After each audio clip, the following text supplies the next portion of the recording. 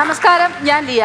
തമിഴിലൊരു ചൊല്ലുണ്ട്, ആൾ പാതി ആടൈ പാതി എന്ന് വെച്ച് കഴിഞ്ഞാൽ നമ്മൾ പകുതി, നമ്മളിരുന്ന ഡ്രസ്സ് പകുതി. നമ്മളെ കാണാൻ എത്രയൊക്കെ ഭംഗിയുണ്ടെങ്കിലും ചേരാത്തൊരു ഡ്രസ്സ് ഇട്ട് കഴിഞ്ഞാൽ ഒരു ലുക്കും ഉണ്ടാവില്ല. ഇനിയിപ്പോൾ നമ്മളെ കാണാൻ വലിയ ഭംഗിയൊന്നും ഇല്ലെങ്കിലും നല്ല അടിപൊളി ഡ്രസ്സ് ഇട്ട് കഴിഞ്ഞാൽ നല്ല ലുക്കായിരിക്കും. എന്നെ പോലെ.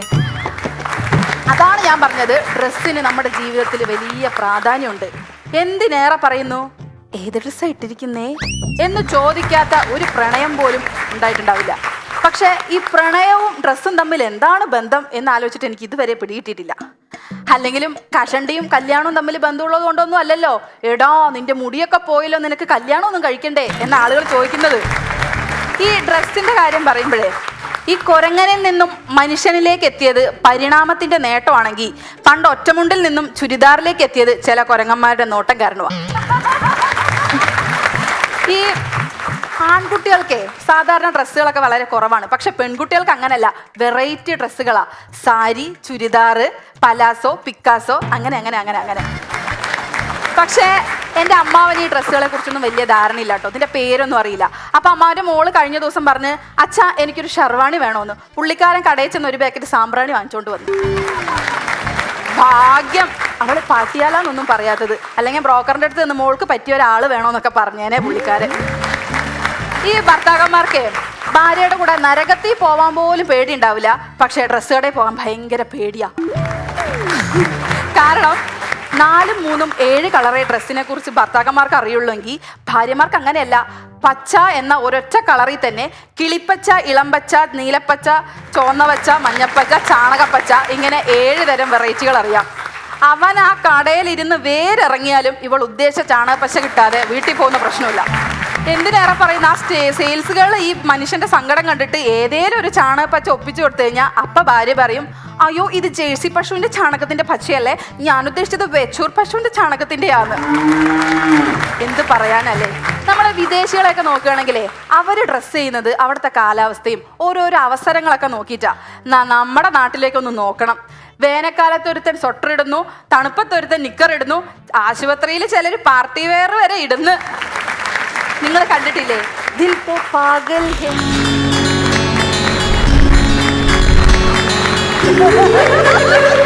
പാഗൽ ഹേ ഭ്രാന്താണെന്നർത്ഥം. ഈ കേരളത്തിലെ മലയാളികളുടെ ഡ്രസ്സിങ്ങിനെ കുറിച്ച് പറയുകയാണെങ്കിൽ നമ്മുടെ ഒരു വികാരമാണ് സാരി, പാവാട, മുണ്ട്, നൈറ്റി. അതിലെ സാരി എന്ന് അങ്ങോട്ട് തുടങ്ങാം. സാരി എന്ന് പറഞ്ഞാൽ ശരിക്കും സാരിയുടെ പേര് മാറ്റി ഊരിന്ന് വേണം ഇടാൻ. ഇത് ഉടുത്താൽ ഊരിപ്പോവോ എന്നുള്ള ടെൻഷനാ. വീട്ടിൽ ചെന്നതൊന്ന് ഊരിയിട്ട് കഴിഞ്ഞാൽ ഭയങ്കര ആശ്വാസം. എൻ്റെ അമ്മയുടെ ഒരു സാരി ഉണ്ടായിരുന്നു. എൻ്റെ അമ്മയുടെ സാരിയെ കുറിച്ച് പറയണമെങ്കിൽ വെറും 100 രൂപയുടെ സാരി കൊണ്ട് എൻ്റെ അമ്മ ആയിരക്കണക്കിന് ഉപയോഗങ്ങൾ ഉപയോഗിക്കും. ഈ സാരിയുടെ തുമ്പ് കൊണ്ട് ചട്ടി പിടിക്കും, കുട്ടി വന്നാൽ മൂക്ക് തുടയ്ക്കും. അപ്പം തന്നെ വല്ല പരിപാടി നടക്കുകയാണെങ്കിൽ അത് വലിച്ചു കെട്ടി പന്തൽ വരെ ഇടും എൻ്റെ അമ്മ. ഈ സ്ഥാനാർത്ഥികൾക്ക് പിന്തുണ വേണമെന്ന് പറയുന്ന പോലെയാണ് സാരി ഉടുക്കുമ്പോൾ പാവാട വേണം. പാവാട കണ്ടുപിടിക്കാൻ വലിയ പണിയൊന്നുമില്ല, പക്ഷേ പാവാടയ്ക്കുള്ള നാട കണ്ടുപിടിക്കാൻ പെടാ പാടാ.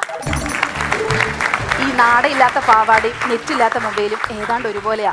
ഒരു അത്യാവശ്യത്തിന് വേണമെങ്കിൽ നമുക്ക് ഹോട്ട്സ്പോട്ട് പോലെ സേഫ്റ്റി പിന്നൊക്കെ കണക്ട് ചെയ്യുമെങ്കിലും എപ്പോഴാണ് ഈ കണക്ഷൻ മുറിഞ്ഞു പോണേന്നൊന്നും നമുക്ക് പറയാൻ പറ്റില്ല. അടുത്തതാണ് നമ്മുടെ മുണ്ട്. മുണ്ട് എന്ന് പറഞ്ഞാൽ അതൊരു കോസ്റ്റ്യൂം അല്ല, ഒരു പ്രോപ്പർട്ടിയാണ്. മുണ്ട് മടക്കി കുത്തിയാ മുട കാണിക്കാം, കുറച്ചുകൂടെ കയറ്റി കുത്തിയാ തൊട കാണിക്കാം. ഇനി വല്ല അടിയോ തെറിവിളിയോ ബഹളോ ഒക്കെ ഉണ്ടാവുകയാണെങ്കിൽ സിമ്പിളായി പൊക്കി കാണിച്ച് നിങ്ങളുടെ നിലപാടും കാണിക്കാം. അടുത്താണ് നൈറ്റി. നൈറ്റിയും മദ്യവും തമ്മിൽ ഒരു കണക്ഷൻ ഉണ്ടെന്ന് എനിക്ക് തോന്നിയിട്ടുണ്ട്. കാരണം ഇത് രണ്ടും കണ്ടുപിടിച്ചത് വിദേശികളാണ്. ഒന്ന് കണ്ടുപിടിച്ചത് രാത്രി ഉപയോഗിക്കാനും, മറ്റൊന്ന് കണ്ടുപിടിച്ചത് തണുപ്പ് സമയത്തൊക്കെ ഉപയോഗിക്കാനും. പക്ഷേ ഇത് നമ്മളെ മലയാളി കയ്യിൽ കിട്ടിയപ്പോൾ ഡെയിലി രാവിലെ മുതലാണ് നമ്മളിത് ഉപയോഗിച്ചുകൊണ്ടിരിക്കുന്നത്. ഇനി ഇതിൻ്റെ പുറത്ത് വീട്ടിലെ പഴയ അച്ഛൻ്റെ ഷർട്ടൊക്കെ എടുത്തിട്ട് കഴിഞ്ഞാൽ എൻ്റെ അമ്മ തൊഴിലുറപ്പിനും പോവും. ഒരു ഷാള് കിട്ടിക്കഴിഞ്ഞാൽ പാർലമെൻറ്റിൽ വരെ നൈറ്റി ഇട്ടോളും. പക്ഷേ ഇപ്പോഴത്തെ പിള്ളേർ ഈ നൈറ്റിയിലൊന്നും ഒതുങ്ങി നിൽക്കുന്നവരല്ല കേട്ടോ. അവർ മോഡേൺ ഡ്രസ്സ് ഇടുന്നവരാ. പക്ഷേ എൻ്റെ അമ്മാവന് ഈ മോഡേൺ ഡ്രസ്സുകളൊന്നും ഇഷ്ടമല്ലാത്തതുകൊണ്ട് അമ്മാവൻ ഇപ്പോൾ പറഞ്ഞുണ്ടാക്കുന്നത് ജീൻസ് ഇട്ടാൽ ക്യാൻസർ വരും, ഷോർട്ട്സ് ഇട്ടാൽ അൾസർ വരും എന്നൊക്കെയാണ്. ഈ വക അസുഖങ്ങളൊക്കെ വരുമോ എന്ന് എനിക്കറിയില്ല, പക്ഷേ അമ്മാവന് നല്ല അസുഖം ഉണ്ടെന്ന് എനിക്കറിയാം. കാരണം പണ്ട് കോവളം ബീച്ചിൽ പോയപ്പോൾ മദാമ്മമാർ ബിക്കിനി ഇടാതെ ചുരിദാറിട്ട് വന്നതിന് 1.5 മാസം ഡിപ്രഷനിലായിരുന്നു പുള്ളിക്കാരൻ. ഈ ഡ്രസ്സുകളെ കുറിച്ച് പറയുമ്പോഴേ നമുക്ക് ഒഴിവാക്കാൻ പറ്റാത്ത ഒന്നാണ് ഫാൻസി ഡ്രസ്സ് കോമ്പറ്റീഷൻ. സ്ഥിരമായിട്ട് ഫാൻസി ഡ്രസ്സിന് വേണ്ടി കാശ് മുടക്കാൻ പിശുക്ക് കാണിച്ചിട്ട് 1 മുതൽ 7ാം ക്ലാസ് വരെ ആദിമ മനുഷ്യൻ്റെ വേഷം ചെയ്യുന്ന ഒരു കൂട്ടുകാരൻ എനിക്കുണ്ടായിരുന്നു. അതാവുമ്പോൾ 4 ചേമ്പല മതിയല്ലോ. 7ാം ക്ലാസ് വരെ അവൻ ആ ചേമ്പലയും കൊണ്ട് കയറി.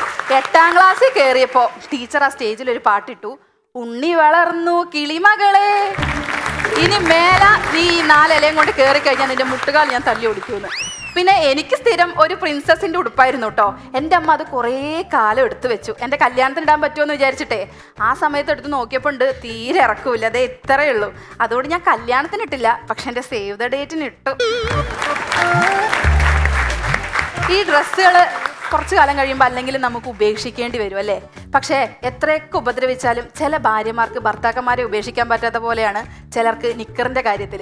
എത്രയൊക്കെ പഴകിയാലും വലിഞ്ഞാലും തുള വീണാലും അതങ്ങോട്ട് ഉപേക്ഷിക്കുക എന്ന് പറഞ്ഞാൽ ഭയങ്കര വിഷമമാണ്. എൻ്റെ അനിയൻ്റെ കാര്യമൊക്കെ പറയണമെങ്കിൽ അവൻ്റെ നിക്കറിലെ തുളയും ഒരു ഹോളോ ബ്രിക്സിലെ തുളയൊക്കെ ഏതാണ്ട് ഒരേ നമ്പറാണ്. എൻ്റെ മൂത്ത മോൻ 100 വരെ എണ്ണാൻ പഠിച്ചത് അതിലെ തുളയെണ്ണീട്ടാ. അയ്യോ, ഞാനിതേ പറഞ്ഞ് സാരി തുടങ്ങി ഇപ്പം നിക്കർ വരെ എത്തി നിൽക്കുക. ഇനി എന്തേലും പറഞ്ഞു കഴിഞ്ഞാൽ ഒന്നുമില്ലാത്തതൊക്കെ പറയേണ്ടി വരും. കണ്ടന്റിലൊന്നും ഉണ്ടാവില്ലാന്ന്. അതുകൊണ്ട് ഞാനിവിടെ നിർത്തുന്നു. നന്ദി, നമസ്കാരം. Once upon a time, once upon a time.